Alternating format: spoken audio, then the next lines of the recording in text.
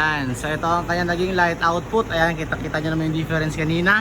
So mas malakas na ngayon yung low beam ni sir. At syempre, dito pwede hindi ko ipapakita ang high beam. Ayan, syempre may laser po yan. So, magandang araw sa lahat. So, my name is JM from Crazy Mods Philippines. So, for today's video is, ipapakita naman namin sa inyo kung paano nga ba or ano nga ba magiging setup ng Toyota Hilux ito. Syempre, makakasama natin ang gumawa, si Lenny. Ayan.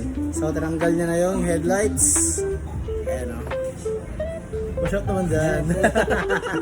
Dito is nagawa na namin yung bumper. Yung driver side naman is nahugot na rin namin yung headlight ni sir. Yung kabila naman is sinuhugot pa lang ni Lenny. So magiging setup to, ulitin ko, stage 1 projector natin. Ayan. So ito pala ang kanyang headlight. Ito. So ito is permasil. So kailangan natin siya lutuin ng 45 to 50 minutes. So ganun katigas ang permasil. Once na sinabi na permasil, automatic matigas po yan. Kasi yung sealant na ginamit dyan is parang sandugo yung goma. Ganun siya katigas, parang gulong ng sasakyan. Ayan.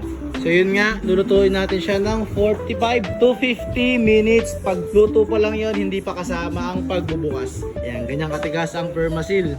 So ito yung stock na. Papalitan natin siya ng projector. So dito is si Lenny, naglalatag na siya ng harness natin. So ito mga wire na to, ito yung stock ni sir. Lahat to may function, kaya hindi na namin siya gagalawin. Siguro lilinisin namin siya ng konti lang, pero hindi na namin gagalawin. Baka kasi may mga bunot kami na hindi namin alam. Kasi lahat ng tail light ni sir, gumagana lahat yan. So automatic, yung harness natin, priority, dapat malinis yan. Ito namang stock ni sir, coating cable tayo lang para hindi naman kalat kung titignan. So ito pala yung magiging setup ni sir. Anong kulay ng kanyang Demon Eye? Amber Demon Eye. So automatic, may free shroud tayo.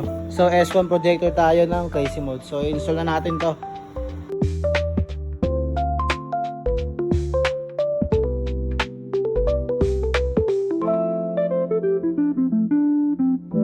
So is tapos na natin i-install yung Demon Eye sa mismong projector. Nalagyan na rin natin siya ng shroud. So dito is na-install na namin yung projector natin sa assembly na sir. So ito na yung ganyang look. So hindi pa namin ito napapatag. Papatagin namin mamaya after ni Lenny maglinis ng wiring natin. So ulitin ko, ang ginalaw namin dito is yung wiring lang namin. Hindi na namin ginalaw yung stock ni sir. Gawa na ang daming linya. So lahat to working. Kaya din namin ginalaw. Ito lang yung sa amin. Nilinis lang namin to. So after malinis na Lenny, salpak natin yung headlight para malaman natin kung patag ba or hindi. So ito ang kanya naging light output. Ayan, kita-kita nyo naman yung difference kanina.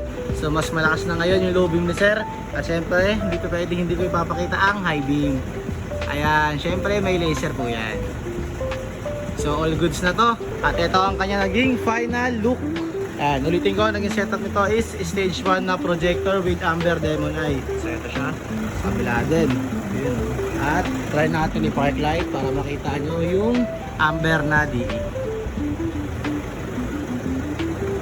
Ayan. So gumagay sa tail light ni sir, no? So ito ang kanya naging park light, Amber Demon Eye.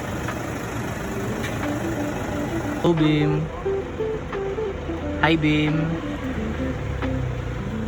Sige sir, park light. Low beam, high beam.